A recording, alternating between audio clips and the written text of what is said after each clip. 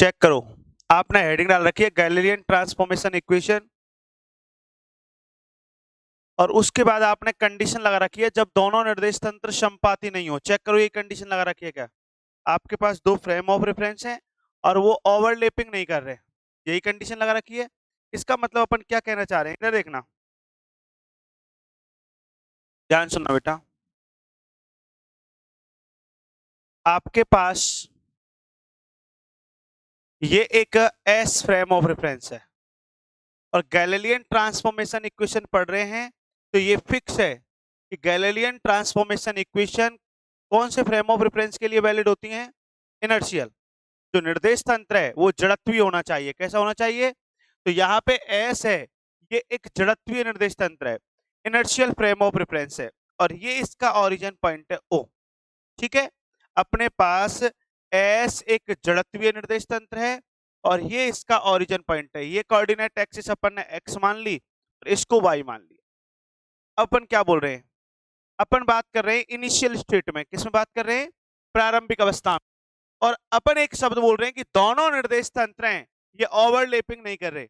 मतलब ये मान लो एस फ्रेम ऑफ रेफरेंस है, मैं यहाँ पे एस फ्रेम ऑफ रेफरेंस हूं, एक मेरा यहाँ पे कोई मित्र खड़ा हुआ है, वो कौन सा फ्रेम ऑफ रेफरेंस है? S dash. लेकिन एक बात ध्यान सुनो, वो मित्र मेरे पास नहीं है, कुछ डिस्टेंस एग्जिस्ट कर रही है, वहां पे कुछ डिस्टेंस प्रेजेंट है। मतलब एस और एस डैश के बिटवीन डिस्टेंस अपन ने ये मान ली, इसको ओ डैश नाम दे दें। तो ये अपन ने डिस्टेंस डिफाइन कर दी, कोई डिस्टेंस है, क्या नाम दे दिया अपन ने? R naught. अब मैं आपसे पूछता हूं आर नॉट क्या है? बिटवीन डिस्टेंस, किसके बिटवीन डिस्टेंस है? S and S dash frame of reference. ठीक है, एस और एस डैश निर्देश तंत्र के मध्य दूरी है। ठीक है, और ये कैसी दूरी है? कांस्टेंट। ये आर नॉट डिस्टेंस है, कैसी है? कांस्टेंट। आगे बात समझ में? अब सुनो, मैं आपसे एक वर्ड बोलता हूं कि यहां पर S dash frame of reference है, एस डैश निर्देश तंत्र है, ये कांस्टेंट वेलोसिटी से मूविंग स्टेट में प्रेजेंट है।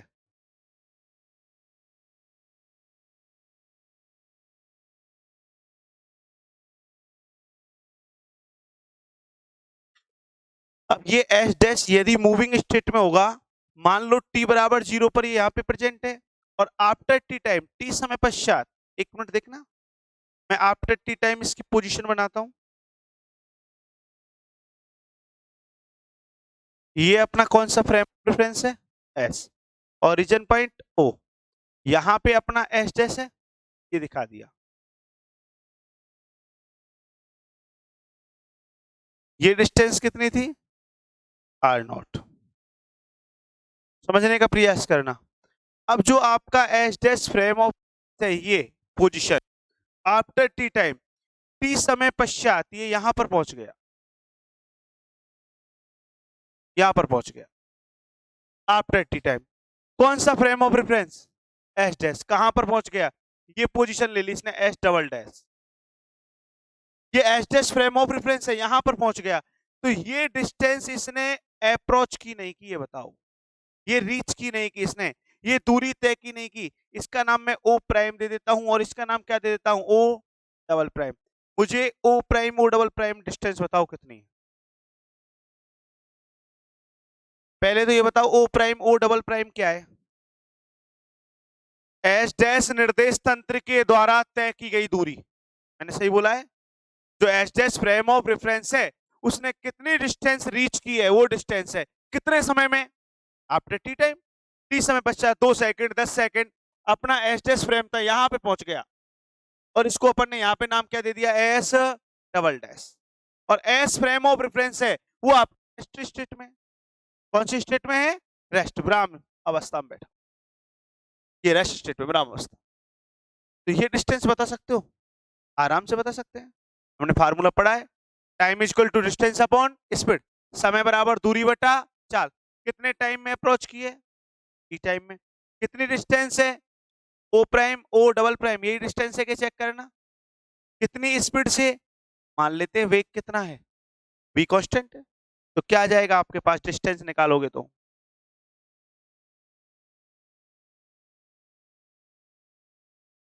आप ध्यान से एक बात देखो, यहाँ पे मैं इसको इक्वेशन फर्स्ट दे देता हूं।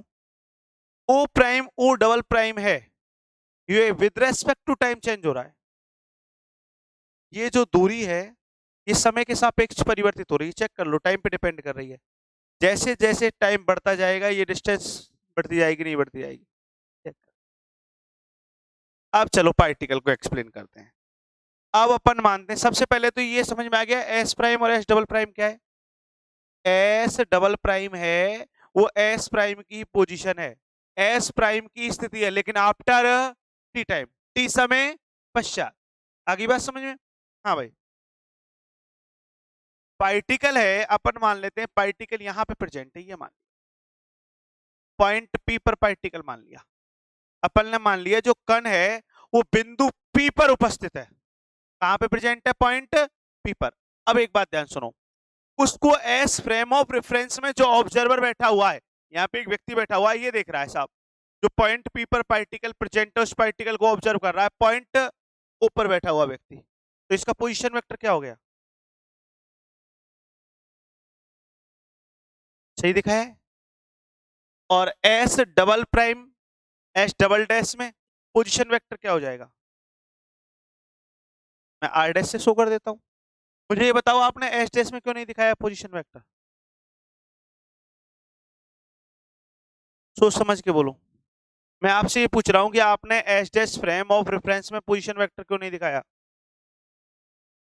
क्योंकि S double dash S dash frame of reference ही तो है। टी समय पर ये यहां पे था, सॉरी इनिशियल स्टेट में यहां पे था, और टी समय पर यहां पे पहुंच गया। बात नहीं आ रही समझ में? सुनो ध्यान से। मान लो यहाँ पे एक फोर व्हीलर खड़ी हुई है, यहाँ पे एक बस खड़ी हुई है, यहाँ पे एक फोर व्हीलर है जिसमें आप बैठे हुए हो, यहाँ पे एक बस खड़ी हुई है उसमें आपका मित्र बैठा हुआ है। फोर व्हीलर रेस्ट स्टेट में है। कौन सी अवस्था में है? रेस्ट, विराम अवस्था में है।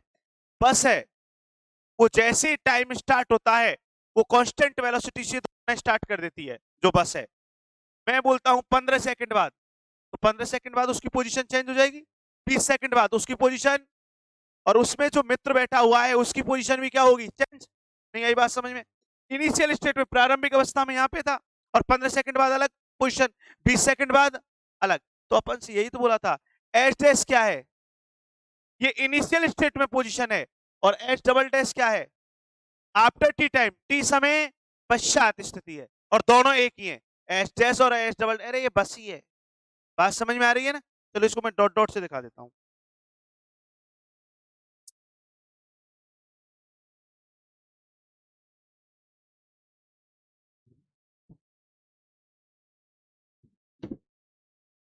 ठीक है, तो ये तो अपन ने डायग्राम बनाया है इनिशियल स्टेट में। तो यहां पे यदि अपन दिखाएं पोजीशन वेक्टर तो किस प्रकार दिखाएंगे? ये पॉइंट पी है, ये आर, और ये अपना क्या है? R dash. लेकिन ये कब है? इन इनिशियल स्टेट, प्रारंभिक। और चेक कर लो प्रारंभिक अवस्था में यदि अपन बात करते हैं, एक मिनट इसको सेटिस्फाई करवाना, O dash O double dash, यदि इनिशियल स्टेट टी कितना होगा? टी जीरो हो गया, टी जीरो हो गया तो डिस्टेंस क्या हो जाएगी? तो ओ डबल डैश कहां पे आ जाएगा? पे तो आ जाएगा। आगे बात समझे? लिखो तो।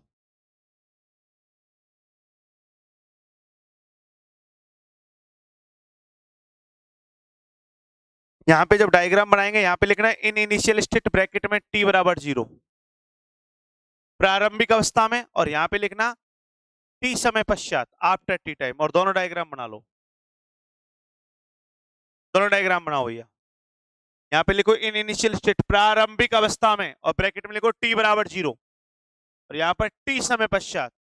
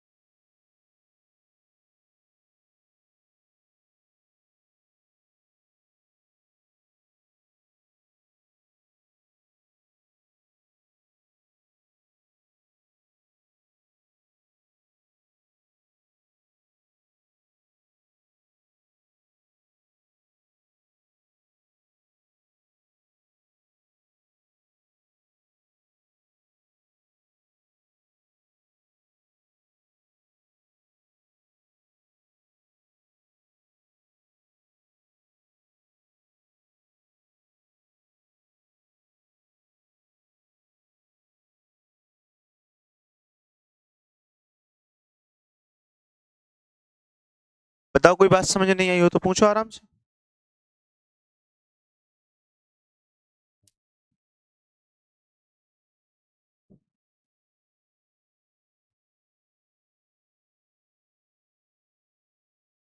वो आपको ऐसे क्वेश्चन देता है, find the Galilean transformation equation, फिर वो कंडीशन लगाता है। आपसे बोलेगा वो गैलीलियन रूपांतरण समीकरण की गणना करो, और कंडीशन दे देगा जब दोनों निर्देश तंत्र संपाती नहीं हो। और पहले अपन ने क्या करवाया था, इससे पहले वाली कैलकुलेशन कंडीशन लगवाई जब दोनों निर्देश तंत्र संपाती हो।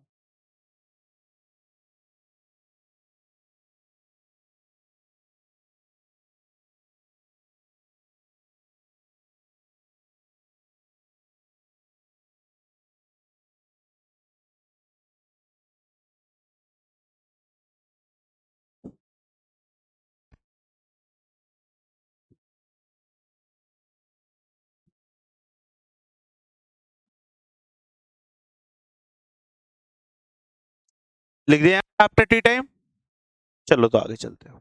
इक्वेशन फर्स्ट तक नोट कर लेना है डायग्राम के नीचे।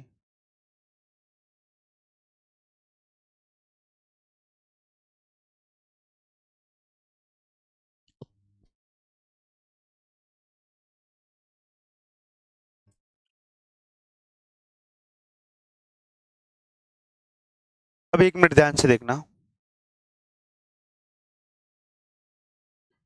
मैं इसमें, ये तुमको एक पॉलीगॉन दिख रहा है, बहुभुज दिख रहा है कि चेक करना।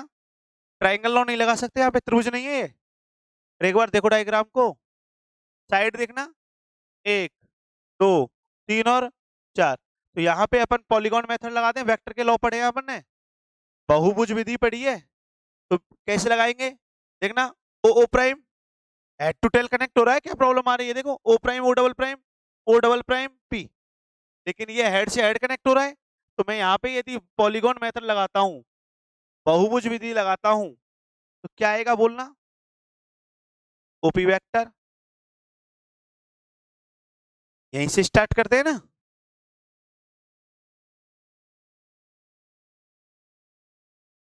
प्लस,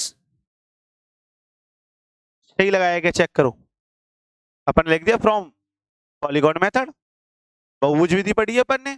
ओपी वेक्टर कितना है डायग्राम में, ओ डैश वेक्टर चेक करो,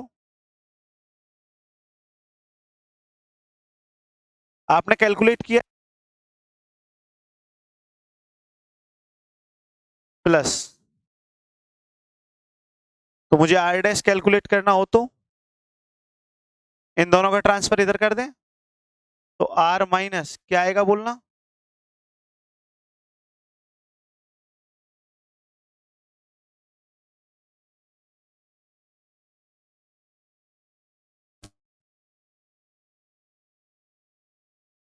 मुझे सिर्फ इन दोनों डायग्राम में डिफरेंस बताओ क्या है। ये दोनों कंडीशन, ये आफ्टर टी टाइम है और ये इनिशियल स्टेट में। 1 मिनट, यदि इनिशियल स्टेट की बात करें तो टी बराबर क्या हो जाएगा, 0। ओ प्राइम ओ डबल प्राइम, ये डिस्टेंस कितनी हो जाएगी, 0।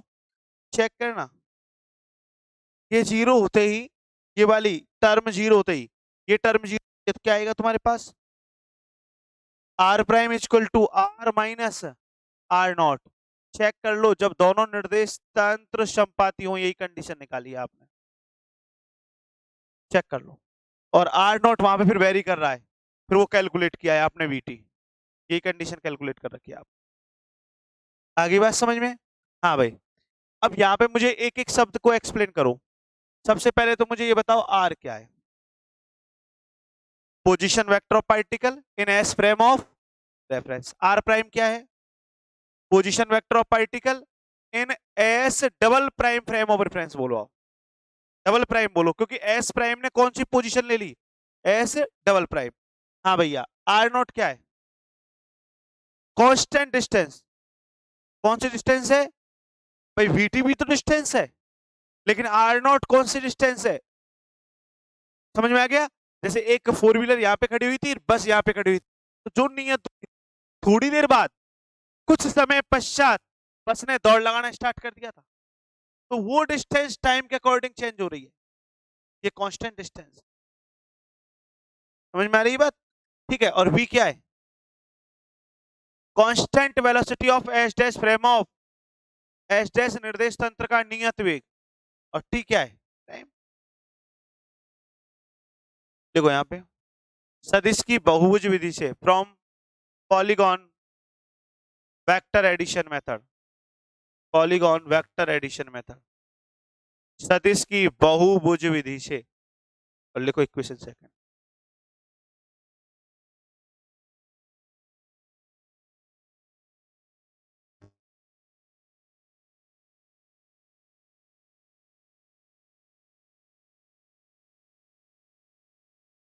इक्वेशन सेकंड लिखो।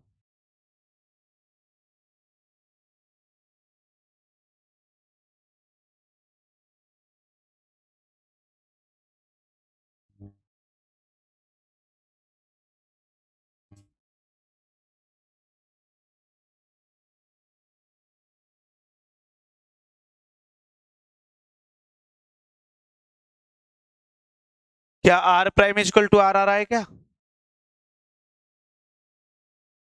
r prime equal to r आ रहा है क्या? चेक करो। नहीं आ रहा ना? r में कुछ सब्ट्रैक्ट हो रहा है, घट रहा है r में से, देख लो। इसका मतलब r prime equal to r नहीं आ रहा, इसका मतलब पोजीशन क्या है भाई? वेरिएंट है, इनवेरिएंट है? समझ में आ गया? यहाँ पे ये वेरिएंट है, चेंज हो रही है। ठीक है, लिखो दो। Equation second is said to be position transformation equation of Galilean. समीकरण 2 गैलीलियो का स्थिति रूपांतरण समीकरण कहलाता है। समीकरण 2 गैलीलियो का स्थिति रूपांतरण समीकरण कहलाता है। गैलीलियो का स्थिति रूपांतरण समीकरण कहलाता है।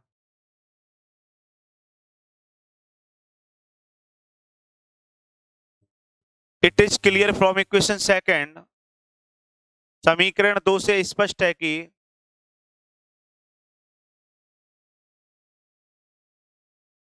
समीकरण 2 स्पष्ट है कि स्थिति एक अनिश्चित राशि है। Position is a variate quantity in Galilean transformation equation. Position is a variant quantity in Galilean transformation equation.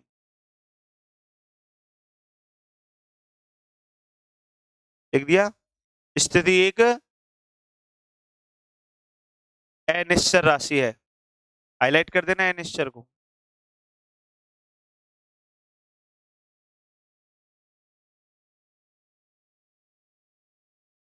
अब यहाँ पे एक एक को एक्सप्लेन कर दो पहले।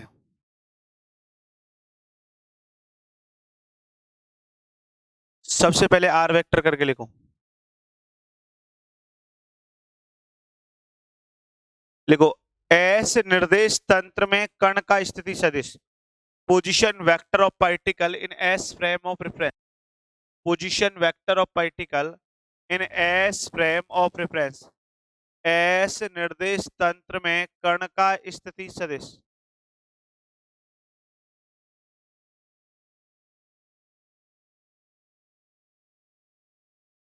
लिख दिया? आर नॉट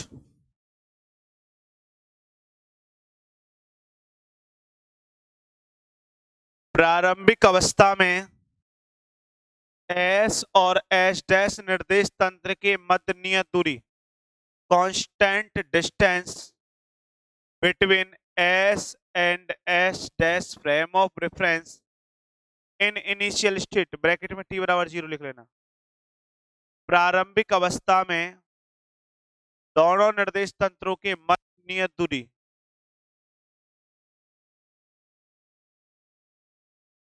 दोनों निर्देश तंत्रों के मध्य नियत दूरी।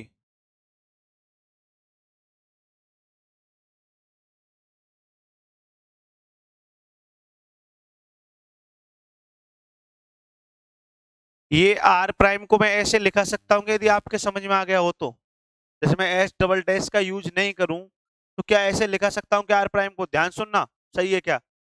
t समय पश्चात एस डैश निर्देश तंत्र में कण का स्थिति सदिश, position vector of particle in S prime frame of reference after t time. t समय पश्चात टी समय, क्योंकि टी समय पश्चात एस डैश क्या है, एस डबल डैश ही तो है। बात आ रही है समझ में? देखो आर डैश करके लिखो, टी समय पश्चात एस डैश निर्देश तंत्र में, टी समय पश्चात एस डैश निर्देश तंत्र में कण का स्थिति सदिश, ब्रैकेट में एस डबल डैश लिख देना, समझ में आ जाएगा।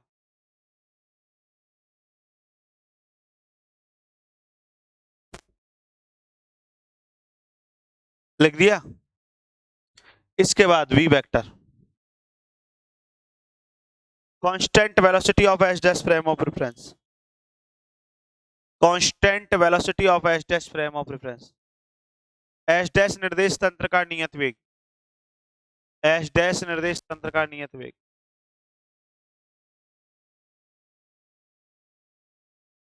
इसके बाद छोटी सी हेडिंग लगाओ वहीं पे, वेलोसिटी ट्रांसफॉर्मेशन इक्वेशन, वेग रूपांतरण समीकरण।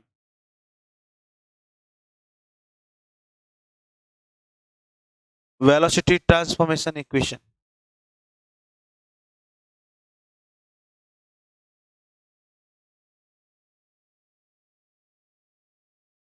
हाँ भाई, वेग रूपांतरण समीकरण निकालना है अपन को। इधर देखना, कैलकुलेट करते हैं।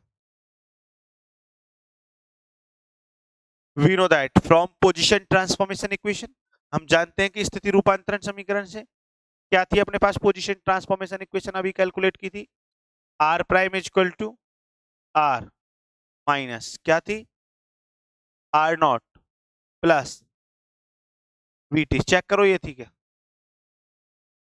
यही तो निकाली थी अभी अपन ने। और अपन को निकालनी है वेलोसिटी ट्रांसफॉर्मेशन इक्वेशन, कैसे निकालेंगे? लेकिन इधर देखो बेटा, डेरिवेटिव तो कर दोगे आप इसका, ये कर दिया डिफरेंशिएट, अवकलन कर रहे हैं। एक मिनट इधर देखना,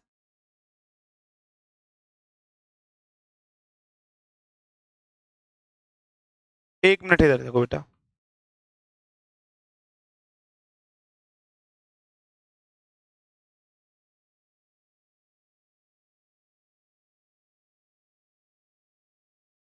ये दोनों की कहानी याद है आपके? आर नॉट क्या है? कांस्टेंट।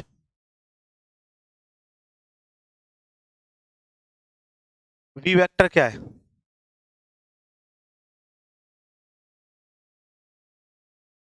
दोनों ही कांस्टेंट हैं, तो D R upon D T velocity हो जाएगा। मैंने स्मॉल लेटर से लिख दिया पार्टिकल की वेलोसिटी को, डैश लग रहा है तो ये लिख दिया।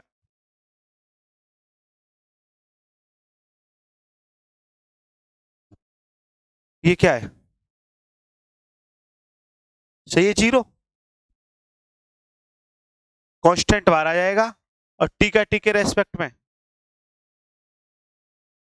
सही किया है, चेक करना। तो अपने पास क्या निकल के आ जाएगा?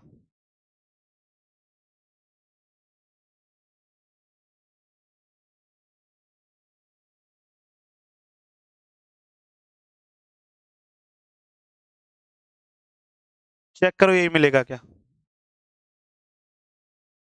करो नोट। लिखो, we know that from position transformation equation, हम जानते हैं कि स्थिति रूपांतरण समीकरण से,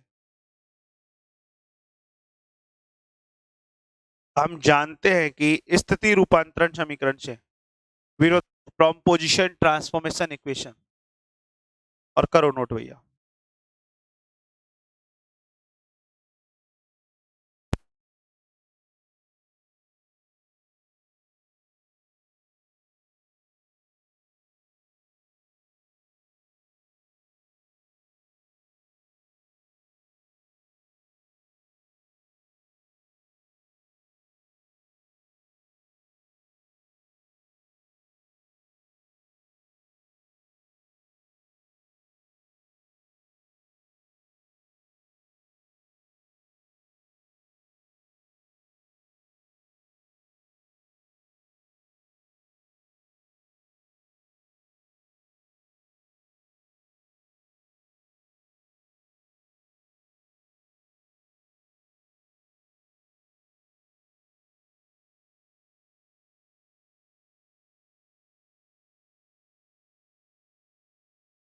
कर लिया नोट?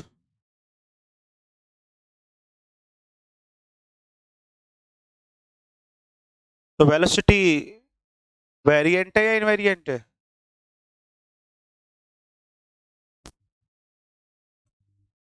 क्या चेंज होगी velocity? V prime equal to V आ रहा है क्या? नहीं आ रहा, तो इसका मतलब चेंज होगी। मोमेंटम क्या आएगा पार्टिकल का? मोमेंटम यदि कैलकुलेट करोगे तो संवेग निश्चर आएगा या निश्चर आएगा? कंफर्म? क्योंकि यहां से क्वेश्चन बनता है एग्जाम में और मोस्टली आता है। हाँ भाई साहब, मोमेंटम निश्चर होगा या निश्चर होगा? कंफर्म? एग्जाम में क्वेश्चन ऐसे आता है, सीधी सी बात है, मास का मल्टीप्लाई कर देंगे और मास का मल्टीप्लाई करेंगे तो पी डैश और ये पी और माइनस ये मोमेंटम का टर्म और आएगी एम बी। तो P prime equal to P नहीं आ रहा ना, लेकिन जबकि ये एक मोमेंटम कंजर्वेशन लॉ पढ़ेंगे अपन यहाँ पे, संवेग संरक्षण का नियम जो पढ़ेंगे वो इनवेरिएंट आएगा। वो क्या आएगा? वो निश्चर आएगा। और संवेग क्या आ रहा है? अनिश्चर। और वो क्या आएगा? निश्चर। भाई मोमेंटम क्या आ रहा है? वेरिएंट आ रहा है ना, चेंज हो रहा है ना, क्योंकि वो इनवेरिएंट आएगा मोमेंटम कंजर्वेशन लॉ। तो एग्जाम में क्वेश्चन आता है, prove that momentum of particle is variant quantity but momentum conservation law are non invariant. सिद्ध कीजिए कि कण का संवेग एक निश्चर राशि राशि होता है। कण का संवेग क्या होता है? अनिश्चर राशि, जबकि संवेग संरक्षण का नियम क्या होता है? निश्चर राशि। मोमेंटम कंजर्वेशन लॉ को जब अपन लगाएंगे तो दोनों फ्रेम में सेम मिलेगा, चाहे आप एस में लगाओ चाहे आप। आगे बात समझ में? तो वो न्यूमेरिकल करवाएंगे। यहां से क्वेश्चन बनता है बहुत अच्छा। लिख दिया? तो लिखो समीकरण 3, समीकरण वेग रूपांतरण समीकरण कहलाता है। Equation third is called velocity transformation equation of Galilean। समीकरण 3 वेग रूपांतरण समीकरण कहलाता है। समीकरण 3 से स्पष्ट है कि it is clear from equation third velocity is an variant quantity. समीकरण 3 से स्पष्ट है कि वेग एक अनिश्चर राशि है। वेग एक अनिश्चर राशि है। लिख दिया? ये अपन गैलीलियन रूपांतरण के अंतर्गत पढ़ रहे हैं पूरा, ठीक है। अब जैसे वो आपसे एक्स डायरेक्शन वाई डायरेक्शन में बात करें, कंपोनेंट फॉर्म में एक्स डायरेक्शन बात करो, वाई डायरेक्शन बात करो, जेड डायरेक्शन बात करो, तो एक हल्की सी हेडिंग इसी में दो, इन कंपोनेंट फॉर्म, घटक के रूप में। छोटी सी हेडिंग लगाओ इसी में, इन कंपोनेंट फॉर्म, घटक के रूप में।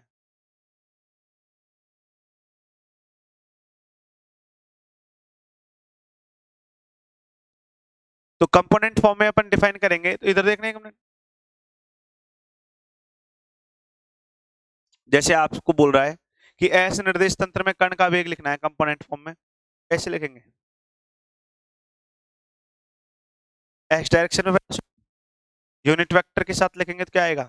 आई कैप। वाई डायरेक्शन में जे कैप। जेड डायरेक्शन में जे कैप। सही लिखा है क्या? ये कौन से फ्रेम में लिखा है? एस फ्रेम में। कौन से फ्रेम में? और यदि ex prime frame of reference में लिखेंगे तो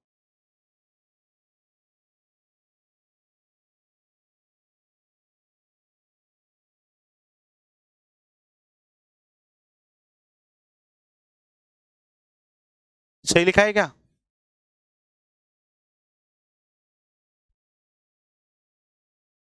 और एस डैश निर्देश तंत्र हो सकता है जो S dash frame of reference है वो केवल कौन सी डायरेक्शन में मोशन कर रहा हो? एक्स डायरेक्शन में। हो सकता है वो कौन सी डायरेक्शन में मोशन कर रहा हो? ओनली वाई डायरेक्शन में। हो सकता है वो कौन सी डायरेक्शन में मोशन कर रहा हो? जेड। बात समझ में आ रही है? हो सकता है पहले एक्स में चल रहा हो फिर किस में चल रहा हो? भाई मेरी बात आपके समझ में नहीं आ रही? भाई आपका जो H dash frame of reference है वो जिस डायरेक्शन में मूविंग स्टेट में होगा उसी डायरेक्शन में तो चेंजेज आएगा। तो अपन कैसे लिखेंगे एक्स डायरेक्शन में और वाई डायरेक्शन में?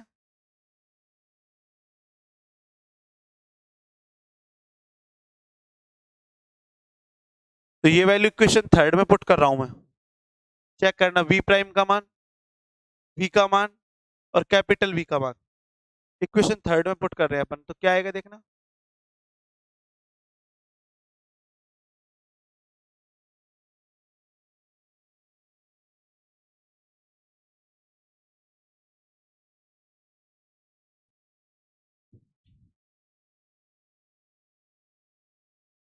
वी प्राइम का मान क्या है, समझ में तो आ रहा है ना आपके?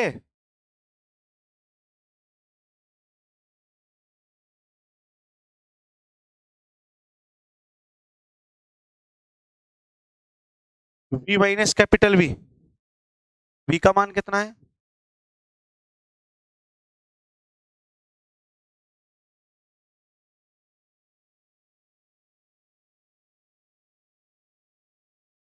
Minus capital we.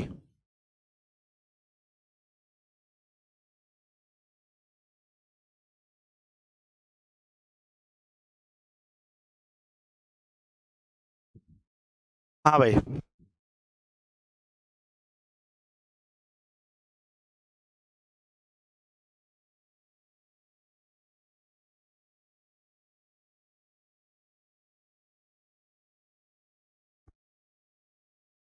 इन दोनों में आई कैप कॉमन आ रहा है क्या? तो क्या लिख देंगे अपन, ये पार्टिकल की वेलोसिटी है, ये फ्रेम ऑफ रेफरेंस की वेलोसिटी है। सही लिखा है?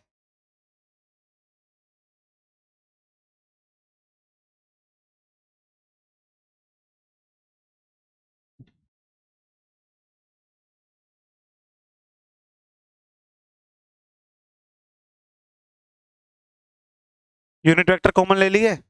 अब कंपेयर कर दें दोनों तरफ आई कैप जे कैप के कैप के कोफिशिएंट्स, तुलना कर दें। तो आप कंपैरिजन करोगे तो क्या आएगा बताना। यदि अपन कंपैरिजन करते हैं, तुलना करते हैं, कंपेयर करते हैं, तो आई कैप का कोफिशिएंट यहाँ पे क्या है और इधर क्या है?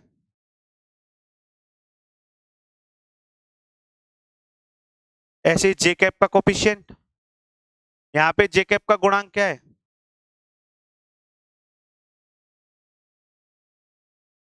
सही लिख रहे हैं क्या?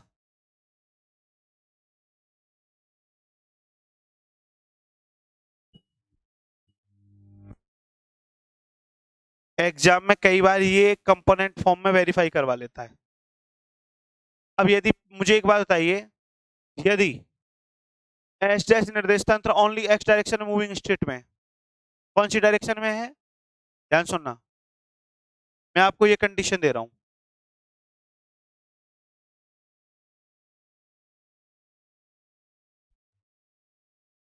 ये एस फ्रेम है एस स्टेट में,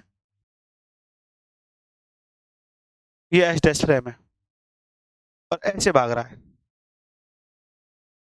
कौन सी डायरेक्शन में?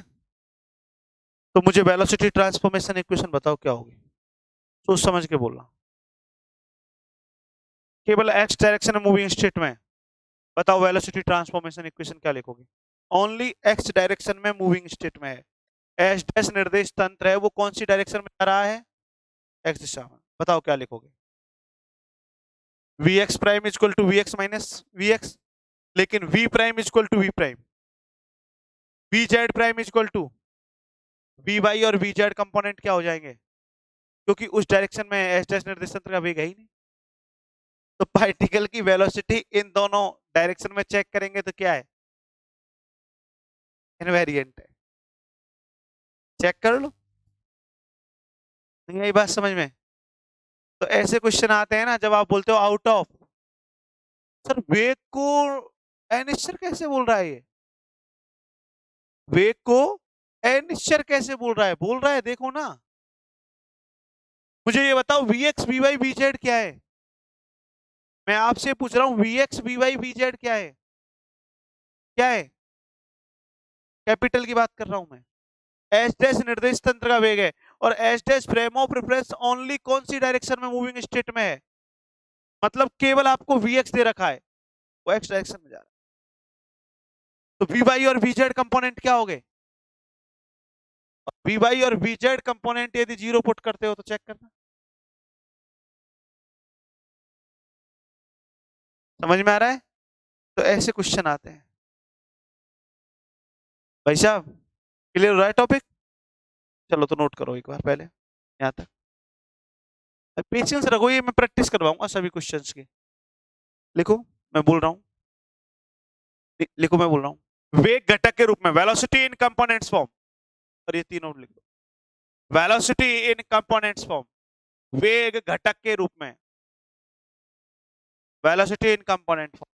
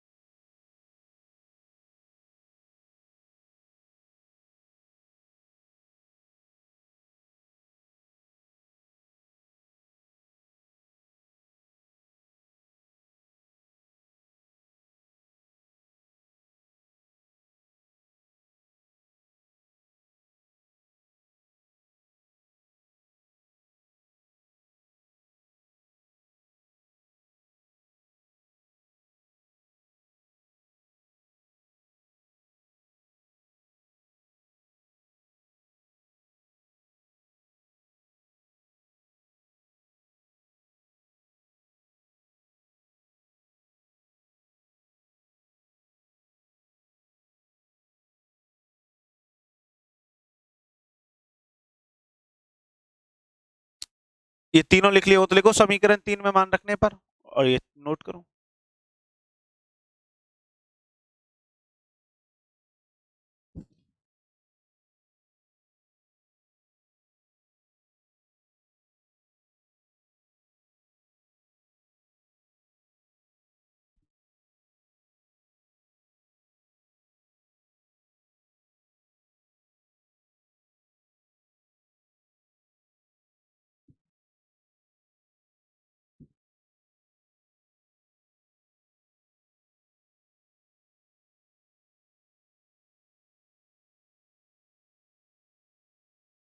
बीएससी बीएड फर्स्ट ईयर के पेपर हो गए मैकेनिक्स के, देखा तुमने पेपर? नहीं देखा?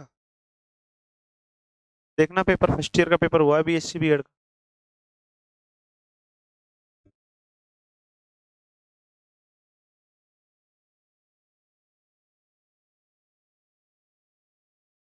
लिख दिया, तुलना करने पर, फ्रॉम कंपेयर।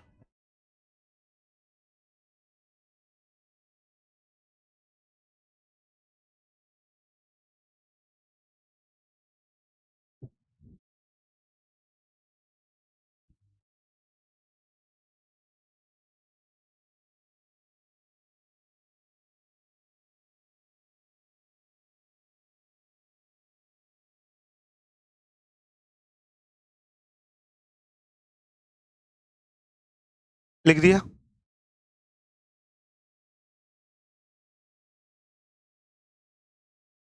स्टार लगा के एक लाइन लिखो यहाँ पे। लिखो, यदि एस डैश निर्देश तंत्र, S dash frame of reference, only S, देखो यदि एस डैश निर्देश तंत्र केवल एक्स दिशा में गतिशील हो, यदि एस डैश निर्देश तंत्र केवल एक्स दिशा में गतिशील हो, गतिशील हो, तो वेग रूपांतरण समीकरण, तो वेग रूपांतरण समीकरण, वेलोसिटी ट्रांसफॉर्मेशन इक्वेशन, जो आपका S dash frame of reference है वो ओनली कौन सी डायरेक्शन में जा रहा है? अब बताओ क्या लिखोगे? मैं सही लिख रहा हूं क्या, देखना।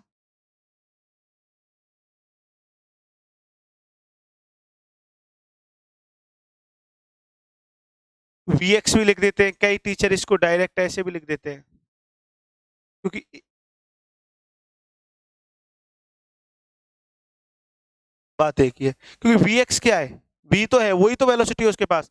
और यदि v बाई की बात करें,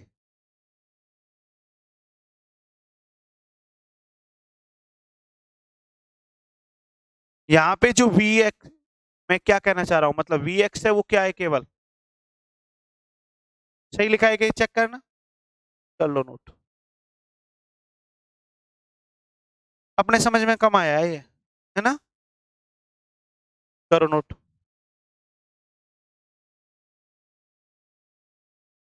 मैंने कुछ नहीं किया, एक दिशा में गतिशील है तो वी वाई और वी जेड कंपोनेंट ये एच डैश निर्देश तंत्र के घटक हैं, ये जीरो कर दिए, बाकी मैंने कुछ नहीं किया, नोट कर लो, लिख दिया।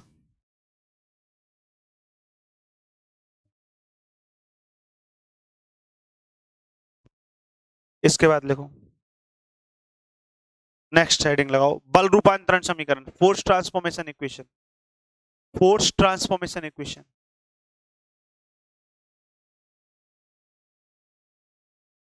मैं डायरेक्ट फोर्स इसलिए लिखा रहा हूँ कि मोमेंटम, एक्सेलरेशन सब तुम निकाल सकते हो। फोर्स ट्रांसफॉर्मेशन इक्वेशन, बल रूपांतरण समीकरण। अब जैसे तुम बल के बारे में लिखते हो तो पहले बल की डेफिनेशन लिख दिया करो, तो थोड़ा स्टैंडर्ड लगता है। लिख दिया बल रूपांतरण समीकरण, तो लिख दो, according to Newton second law, product of mass and acceleration is known as force. Newton के द्वितीय नियम के अनुसार बल रूपांतरण समीकरण हेडिंग डालो, फिर उसमें लिखो, न्यूटन के द्वितीय नियम के अनुसार द्रव्यमान और त्वरण का गुणनफल बल कहलाता है। द्रव्यमान और त्वरण का गुणनफल बल कहलाता है।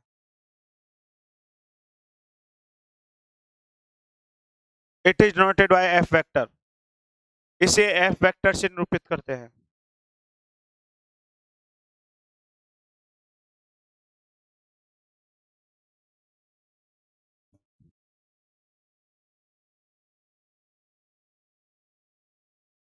करे solve, let me know that.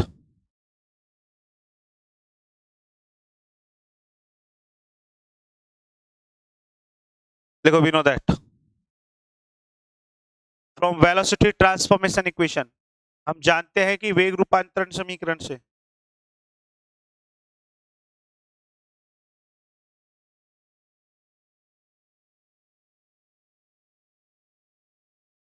लिखो, v prime is equal to v minus capital V।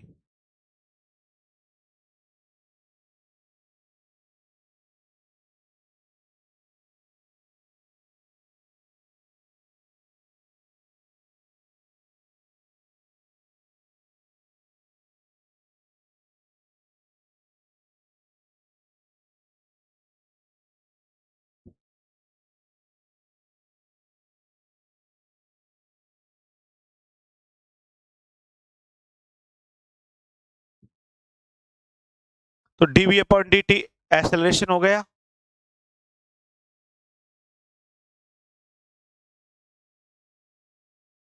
ये जीरो हो जाएगा क्या,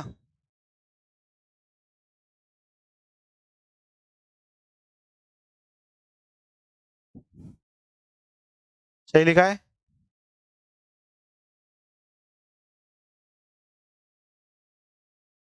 करो नोट। और m का बोथ साइड मल्टीप्लाई कर दें,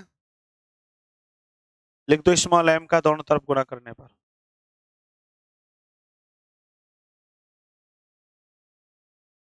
अब तुमको इतनी प्रैक्टिस हो गई कि ये चीजें समझ में आ जानी चाहिए एकदम।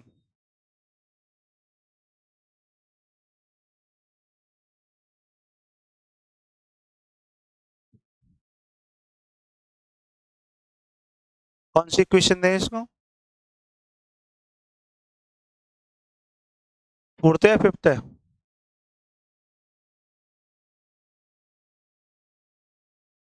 देखो समीकरण 4 से स्पष्ट है कि गैलीलियन रूपांतरण के अंतर्गत बल एक निश्चल राशि होता है। Force is a invariant quantity in Galilean transformation equation. It is clear from equation fourth, force is a invariant quantity in Galilean transformation equation.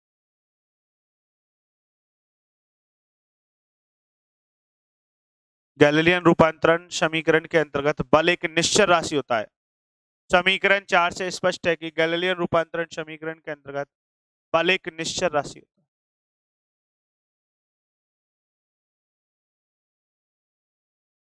लिख दिया। अब मैं यहाँ पे आपको कुछ क्वेश्चंस लिखवाता हूँ जो एग्जाम में आए हुए हैं, ठीक है? लिखो।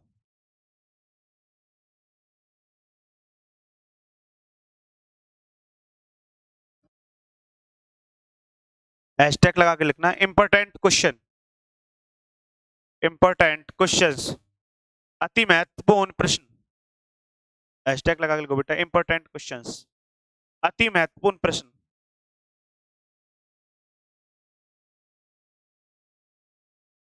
Question number first,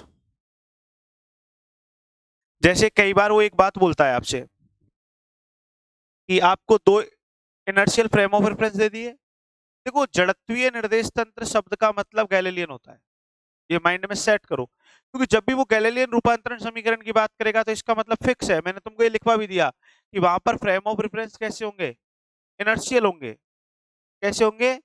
inertial. आगे बात समझ में? अब वो आपसे क्या कहेगा कि आपके पास जैसे एक फ्रेम ऑफ रेफरेंस एस है और एक एस डैश है, दोनों इनर्शियल फ्रेम ऑफ रेफरेंस है, जड़त्वीय निर्देश तंत्र है, और यहाँ पे पार्टिकल है पॉइंट ए पर, और पार्टिकल पॉइंट बी पर पहुंच गया। पार्टिकल पॉइंट ए से कहां पर पहुंच गया? तो ये डिस्प्लेसमेंट आया नहीं आया? ए बी है वो डिस्प्लेसमेंट है या नहीं? पहले पार्टिकल कहां पे प्रेजेंट था? पॉइंट ए पर, फिर कहां पर पहुंच गया? इनिशियल स्टेट में मान लो ए पॉइंट पे था, और बेटा आफ्टर टी टाइम कहां पर पहुंच गया वो पॉइंट? कौन?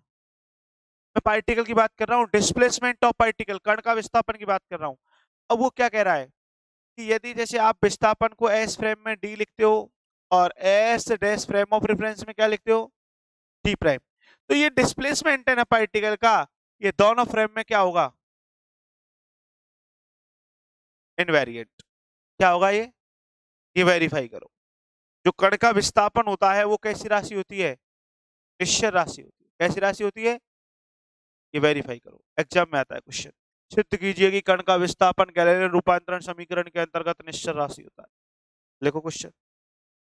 Prove that displacement of particle is a invariant quantity in Galilean transformation equation। सिद्ध कीजिए कि गैलीलियन रूपांतरण समीकरण के अंतर्गत, सिद्ध कीजिए कि गैलीलियन रूपांतरण समीकरण के अंतर्गत कण का विस्थापन एक निश्चर राशि होता है। कण का विस्थापन एक निश्चर राशि होता है। Displacement of particle is a invariant quantity in Galilean transformation equation। इसको हाईलाइट कर दो, डिस्प्लेसमेंट ऑफ पार्टिकल, कण का विस्थापन। अच्छा क्वेश्चन है, मोस्ट लगाना चाहो तो लगा सकते हो, आया होगा एग्जाम में, ठीक है? पहले मैं 2-3 क्वेश्चन लिखवा दूं फिर सॉल्व कर लेंगे अपन। क्वेश्चन सेकंड लिखो।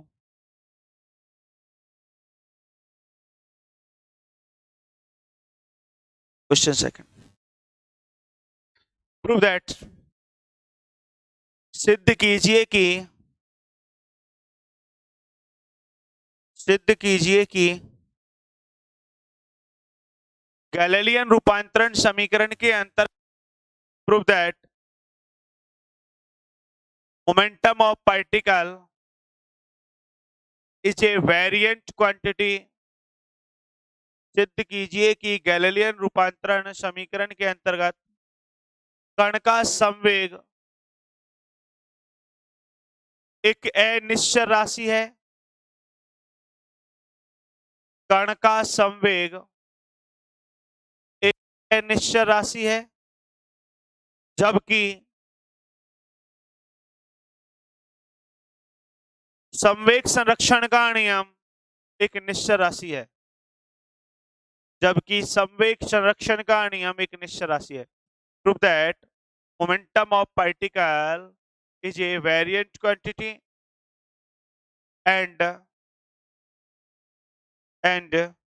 momentum conservation law is a invariant quantity in Galilean transformation equation. In Galilean transformation equation समझ में आ गया ना? जो संवेग है वो तो क्या है? वेरिएंट है। हाँ भाई, चलो एक और लिखो।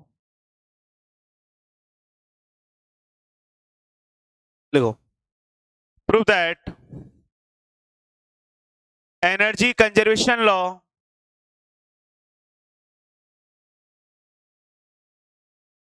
Is a invariant quantity in Galilean transformation equation. सिद्ध कीजिए कि गैलीलियन रूपांतरण समीकरण के अंतर्गत ऊर्जा संरक्षण का नियम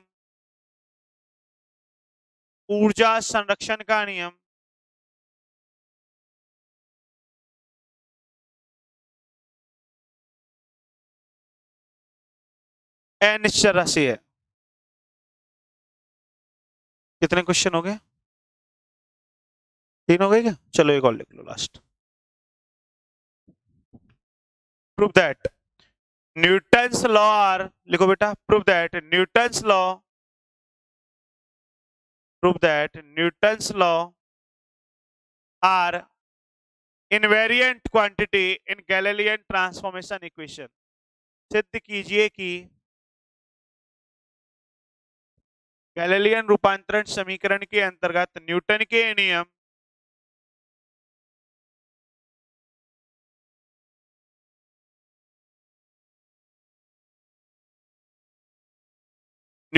नियम निश्चर राशि है।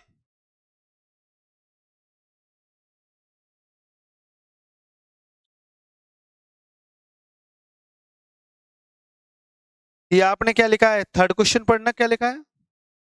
ऊर्जा संरक्षण का नियम क्या लिखा है? निश्चल लिखा है ना? ऊर्जा संरक्षण का नियम निश्चल लिखा है ना? इनवेरिएंट वर्ड लिखा है ना? ये तूने अनिश्चल क्यों लिखा है? ऐसे लिखा है, सिद्ध करो ऊर्जा संरक्षण का नियम निश्चल राशि है। Energy conservation law is a invariant quantity, है ना? निश्चल राशि। हाँ भाई, ये एग्जाम में आए हुए क्वेश्चन भी है। जैसे डिस्प्लेसमेंट ऑफ पार्टिकल वाला जो फर्स्ट क्वेश्चन है, ये कम से कम तुम 10 साल के पेपर देखोगे तो कम से कम 4 बार आया हुआ है। कितनी बार रिपीट होता है? ठीक है, तो अब अपन इनका सॉल्यूशन करेंगे। ठीक है, तो ये सॉल्यूशन कल करेंगे। राधे राधे भैया।